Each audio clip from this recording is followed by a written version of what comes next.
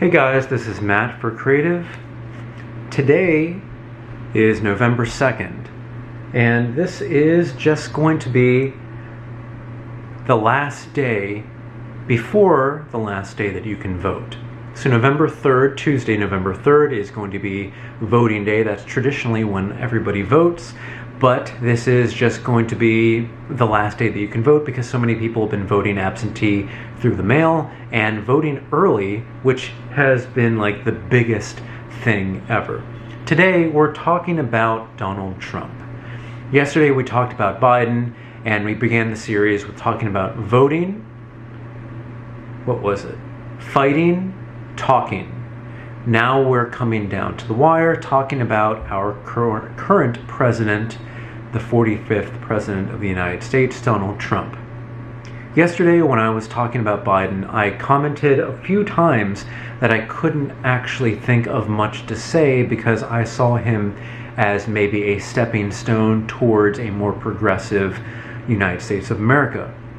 Today, I talk about Trump because there is so much to talk about Trump and his followers and the people who are thinking about voting for him, the people on the fence, the people who are against him. And just to put it simply, he is a divisive president. He has divided this country. At the very minimum, you can see that he has not done anything in his power to unite all the people in this country, which means white, black, minorities, gay, straight, literally anything that you can think of. It has all been about divide and conquer. And what he's tried to do that for about 4 years, and not all of the country is for that.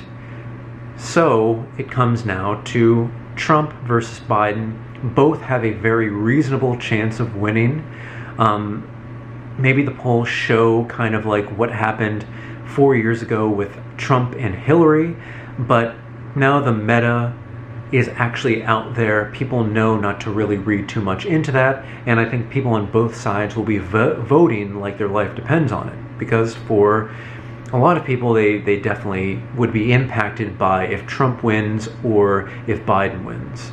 So Trump is a businessman, and for me, just saying businessman, that's a dirty word for me.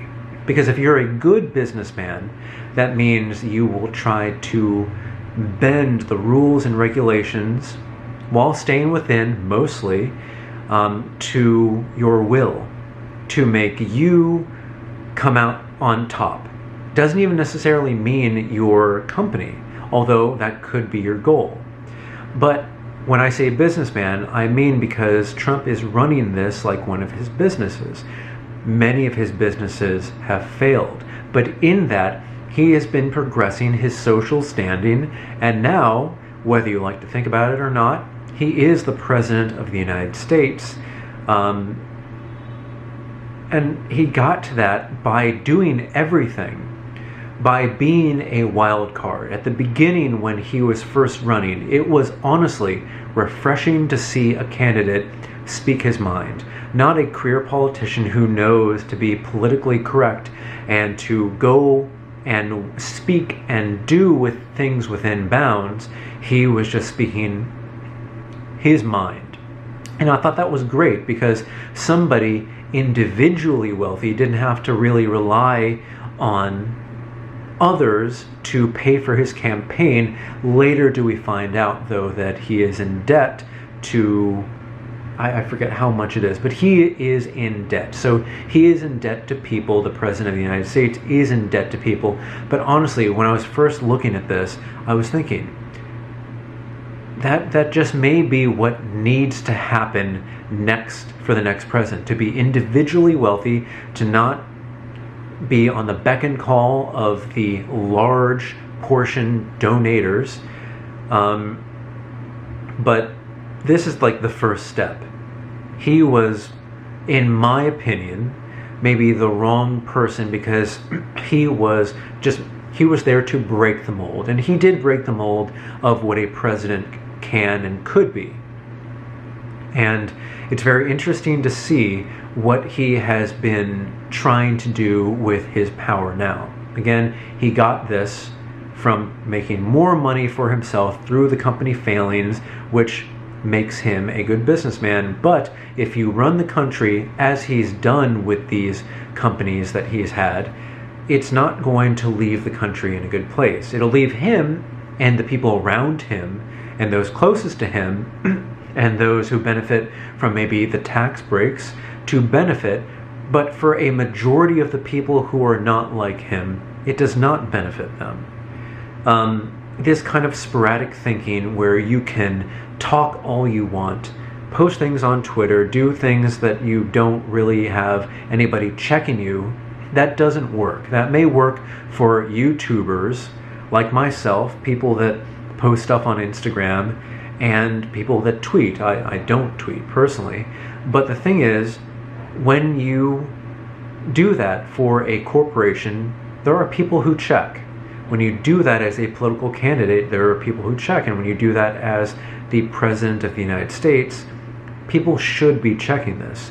You shouldn't be able to just go on your phone and literally say whatever you want, because saying whatever you want will cause a lot of divisiveness in the country. And I mean, we're talking about the stock market too. That could cause a lot of fluctuations with that, because literally everything you say is one of the most important things that our government is saying on the daily. So first, there should be just more checks in general. Again, it's very hard to control Donald Trump and the way that he's trying to get things out there. He's trying to be quick and witty and smart and just get the information out there, and that seems to be the point, to get it there quickest so that nobody else can say anything else, even though the media usually does cover things and fact checks and does everything, but then he always has his own response to what traditional media is doing. And that goes for all the news organizations, even for the ones that supposedly back him more often than not. So it seems like he doesn't like things being checked whatsoever around him personally, or maybe with the media who would change the narrative of things around him. And I can definitely see where he may be coming from. I don't like people speaking for me. I like speaking for myself. That's why I make these videos. But again, I am not in a position of power. While I may be something that you watch, maybe it could influence some people, maybe to vote one way or the other, or to at least just see where I'm coming from. I am not in a position of power.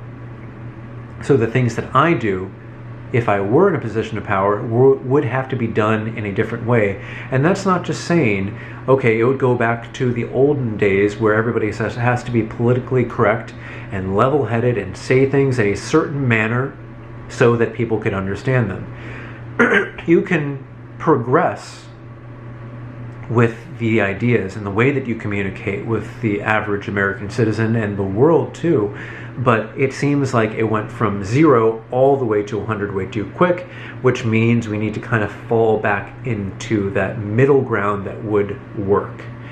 And again, as I was speaking to, it seems like Joe Biden is that middle ground that would kind of maybe right the position of the president. Whether or not you agree with what he's doing, he would be more of a traditional president that maybe the next time things would be able to go in this direction, but in a more controlled way, because the president of the United States, they may be the strong, like the most influential person, but there are many checks and balances that it's not just one person can make all the changes in the world.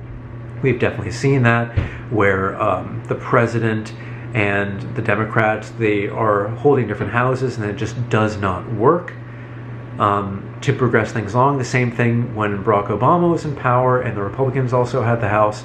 Things did not progress in that way. But now, who knows what will happen if Joe Biden wins and the Democrats have the House? Then maybe things can progress along if other Democrats get voted into the position of power. But again, we're talking about Donald Trump. a man who has divided the country, a man who is trying to benefit people like him and maybe even restrict those who are not like him. And if that falls in line with your values, maybe it's good that somebody's speaking for you. Maybe he doesn't speak for you all the time, but that just may be what's needed for a group who feels like they're losing something. And again, I talked about it when maybe minorities ask for more power or demand more power. That doesn't mean that they'll just get more power and people up here will stay up here. That means they'll get more power, and that power has to come from somewhere, which means equality is coming from the bottom and basically lowering from the top. Maybe people don't want that to happen. And for me, I could definitely see myself saying, no, I don't want to lose my power, but you have to be more understanding that it is not just you, it is not just the people who look like you. We have to work and deal and live with people from so many different backgrounds, so many different countries. I believe if the world does not work together, then the world's just not going to work. So we have to see what happens next. If Trump wins, the people in power in the United States will most likely continue that and reaffirm that. And if any other changes want to happen, then that will take many more years to go back, maybe in the progressive way. But if he does not win, then maybe the progressives will have their say. All in all, I think I talked about this in a previous video, talking to people with your background, with your political background, with anything, just talking to people will help so much to kind of round out the way that you've been thinking about things and the way that you act, because you're going to learn so much from people who did not come up the same way that you did. So it's very important for that. It's something that I do not see Donald Trump doing, but certain people see that as power. Certain people see that as he's not taking any of your crap or other countries' crap.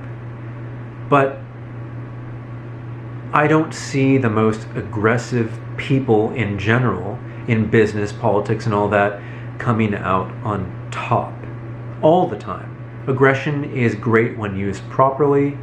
Controlled aggression is, but just out of control aggression, I don't think it helps long term.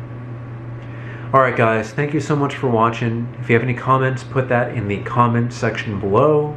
Don't forget I'm on Instagram at m8b9. You can email me at matt8b9@gmail.com. Don't forget tomorrow is the very last day to vote, November 3rd, Tuesday, November 3rd, and that your polling places may close maybe 5 or 6, who knows when, depending on your state, but make sure you vote. We have to show the world where this country is coming from.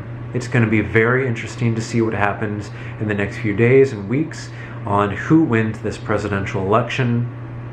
But thanks again for watching, guys, and I will see you next time.